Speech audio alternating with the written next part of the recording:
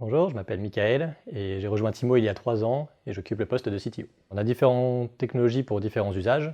Pour tout ce qui concerne le fort trafic et la faible latence, puisqu'on doit répondre à plusieurs milliers de requêtes par seconde, on utilise une stack Java Vertex. Pour tout ce qui concerne le back-end des usages plus métiers avec moins d'utilisateurs, on va utiliser une stack plutôt Java Spring ou Django Python. Enfin, en termes d'infrastructure, on a tout chez Google Cloud Platform, qui nous rend énormément service pour tout ce qui concerne la data, puisque notre data lake est hébergé là-bas, c'est BigQuery.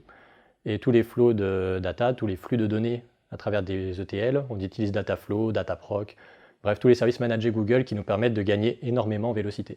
On a avant tout un enjeu de vélocité, parce qu'on doit essayer d'aller itérer très très vite pour toujours aller proposer de nouveaux usages à nos clients, afin de leur donner le plus de valeur possible. On a aussi des enjeux beaucoup plus techniques, et on a un enjeu de répondre à un fort trafic.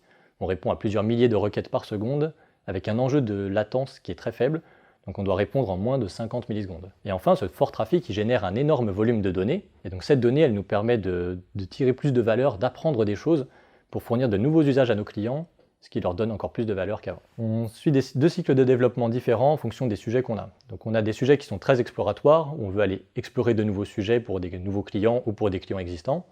Et dans ces cas-là, on va adopter une méthode en flux tendu, qui est du Kanban, où on va essayer d'itérer très très vite. Pour des sujets qui sont beaucoup moins exploratoires et beaucoup plus cadrés, où on a une vision claire à 2 semaines, 1 mois, 6 semaines, là on va travailler sur une méthode beaucoup plus classique qui est Scrum, où on va se dire on va faire des sprints de 2 semaines avec les rituels de rigueur, poker planning, rétrospective, démonstration, etc. On est impliqué dans la communauté open source au travers de différents moyens. Le premier, c'est qu'on est les mainteneurs officiels du Meetup Vertex, la technologie qu'on utilise pour répondre à un très fort trafic en très peu de temps. On travaille aussi sur Ansible, puisqu'on maintient un rôle Stackdriver, qui est la technologie de monitoring de Google. Et enfin, on a contribué sur le provider Terraform de Google, et c'est nous qui avons contribué sur le support du Canary Release, par exemple. Un développeur qui voudrait nous rejoindre, je dirais que tu frappes à la bonne porte si tu souhaites avoir un maximum d'impact et vraiment mettre les mains dans le cambouis. Donc un développeur chez nous, il a la responsabilité d'une feature complète, c'est-à-dire qu'il va travailler avec l'équipe produit dès le début pour essayer de dessiner les contours d'une fonctionnalité. Ensuite, il va l'implémenter avec l'équipe de développement, et c'est pas forcément lui qui va tout faire, il va aussi driver un peu ses développements, et il va l'opérer en production, donc on est aussi responsable de notre production.